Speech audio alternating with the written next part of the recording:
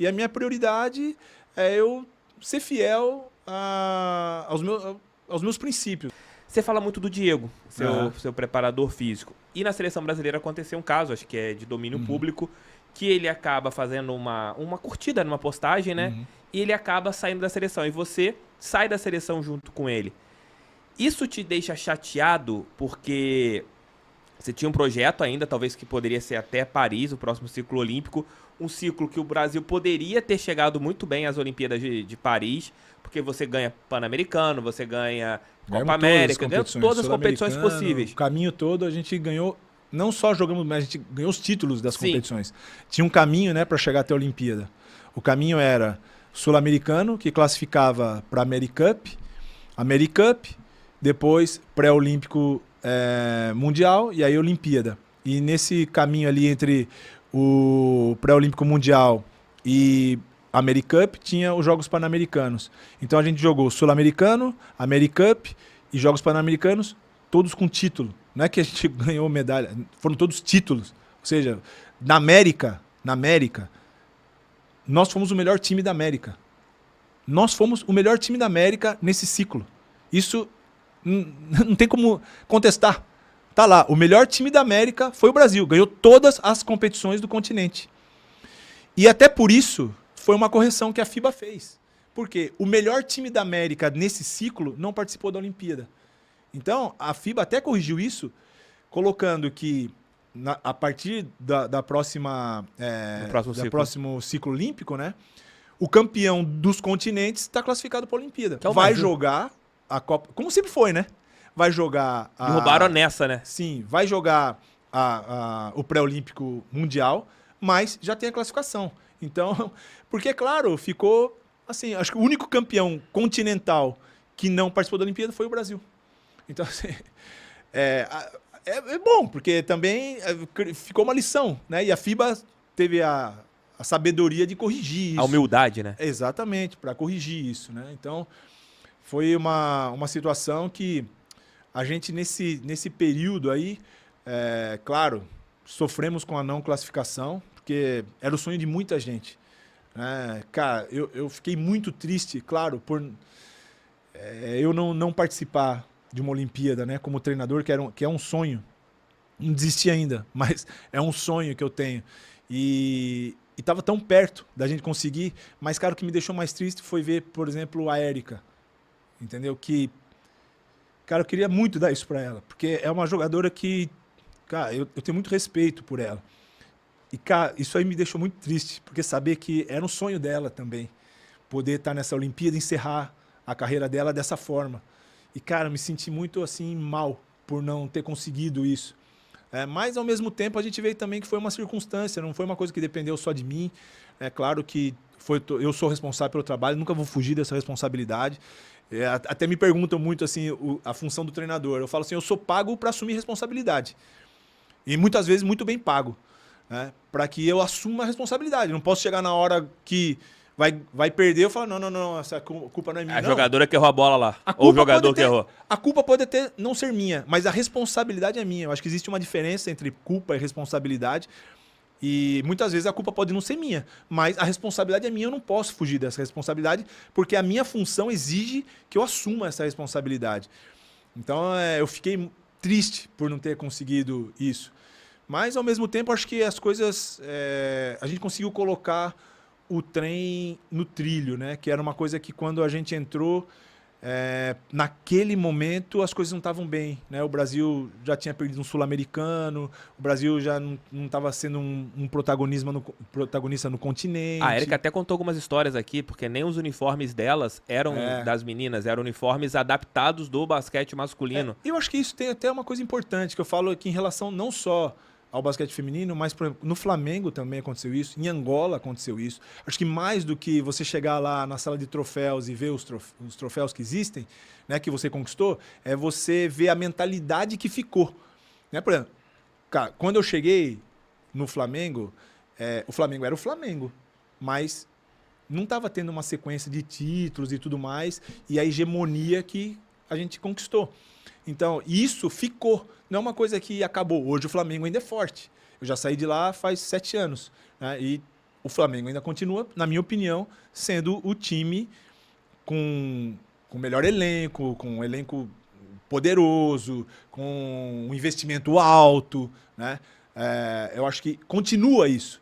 Então, isso é legal de você ver, que você deixou alguma coisa diferente. Em Angola, a mesma coisa, né? Eu saí de lá, mas cara, o time continua sendo um dos grandes da África, ganhou a Ball League, que é a competição africana, ou seja, fica. Deixou o legado, né? E da seleção a mesma coisa. É legal a gente ver muitas jogadoras que antes não tinham a possibilidade nem de jogar aqui, jogando na Europa. Sabe? Muitas possibilidades de estar jogando, que muitas vezes tinha dificuldade para jogar aqui. E tá jogando, sabe? A gente vendo as meninas indo para os Estados Unidos agora, jovem. Não que antes não fosse, iam. Mas agora indo, conseguindo ser protagonistas.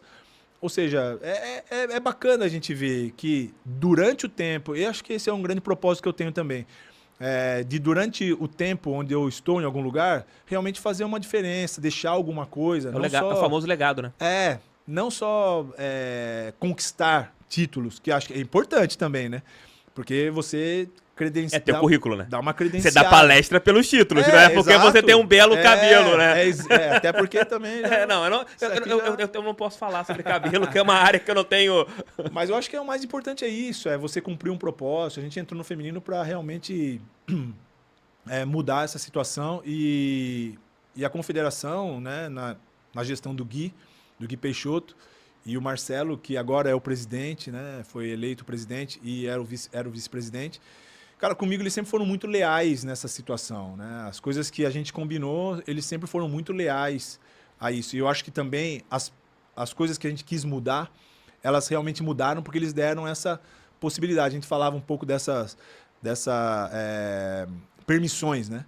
Acho que o que realmente faz as coisas serem diferentes, tanto por positivo quanto por negativo, são as permissões. E eu acho que eles permitiram muito que a gente fizesse as alterações que a gente queria fazer, as mudanças que a gente queria fazer. Sempre, nunca fizeram nenhuma imposição. Tem que ser esse jogador, essa jogadora, ou tem que ser essa da comissão técnica. Nunca fizeram isso. Sempre deram total liberdade para que eu pudesse escolher as pessoas com quem eu pudesse trabalhar. Então, eu acho que sou muito grato por esse momento, né? Fico triste, lógico, pela saída. Não, se me perguntarem se eu queria sair, eu falar não queria sair, mas tive que sair por essa circunstância, por uma coisa que eu acho que existe uma coisa acima do que é só as nossas pretensões, né? Essa é outra coisa também que eu falo bastante em palestras, eu falo pro meu time também às vezes. Existem as pretensões e as prioridades. As minhas pretensões nunca vão estar acima das minhas prioridades.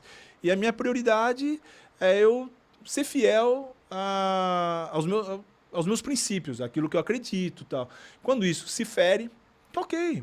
A gente chega num momento que existe uma ruptura de acordos e pronto. Acho que a vida segue, tanto para um lado quanto para o outro.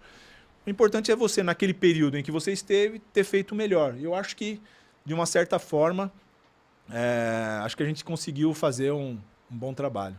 Faltou um pouquinho de sabedoria da confederação em relação a gerir bem uma provável crise que poderia ter acontecido ali, de não terem deixado isso vir a público antes de uma conversa contigo, com o Diego, uma reunião com as jogadoras para entender se isso tinha causado uma repercussão muito grande internamente ou se foi uma repercussão maior externa, que a gente sabe como funcionam as redes sociais hoje. De repente, uma linha é mais interpretada literalmente para a direita ou para a esquerda, isso acaba gerando uma crise que pode ser maior. Você acha que faltou um pouquinho de sabedoria para gerir isso internamente e talvez internamente não teria tanto peso como passou a ter para as outras pessoas? Assim, é importante falar sobre isso, porque eu acredito muito numa coisa. Primeiro, né, para deixar bem claro tudo, essas coisas que a gente fala dos nossos princípios, tudo, eles sempre foram muito transparentes. Desde o início. Nossos princípios, eles são sempre transparentes, né? Vou dar um exemplo. Por exemplo, nós somos católicos. Eu digo assim, nós somos católicos. E eu sempre... Eu também sou. Então, e eles sempre, quando estava em concentração, essas coisas, elas viam que a gente saía para ir à missa. Elas saíam isso, a gente tem o costume, às vezes, até em missa diária, mas então, elas viam isso aí, ou seja, esse é um princípio que a gente tem. Então, aquilo que a gente acredita, a gente sempre deixou muito aberto e muito claro.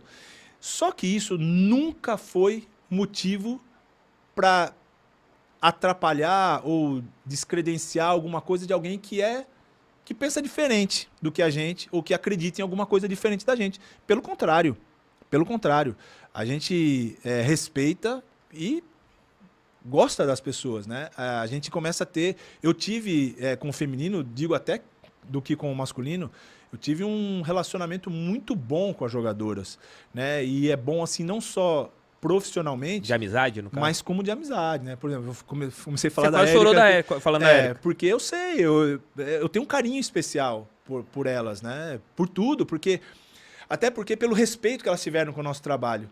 Cara, quando a gente ganhou o primeiro jogo, nosso primeiro jogo que eu fiz com o feminino foi no Pan-Americano de Lima contra o Canadá. O Canadá era o atual campeão pan-americano, porque tinha sido em Toronto, né? Em 2015, que até a gente também eu estava na equipe que foi campeã com o masculino, que a gente foi campeão em Toronto, e o feminino, o campeão foi o Canadá. E nossa estreia foi contra o Canadá. Cara, imagina, as meninas, assim, pô... Vão perder. Cara, e nós ganhamos. Cara, e quando ganhou... Cara, eu vi a alegria delas. Cara, parece que elas tinham ganhado o campeonato do mundo. Sabe, da alegria. Mas não era da alegria de ter ganhado. Acho que era a alegria delas estarem se sentindo capazes. Se provando, né? Porque faz tempo que eu acho que elas não se sentiam capazes. Né? Então, acho que isso foi bacana, sabe? De eu poder ter esse sentimento. Tanto é que eu nem... Eu sou... Bom, já deu pra você perceber. Eu sou um pouco... E a Érica falava... Sou bastante sensitivo. Sou meio chorão, assim mesmo. Sim.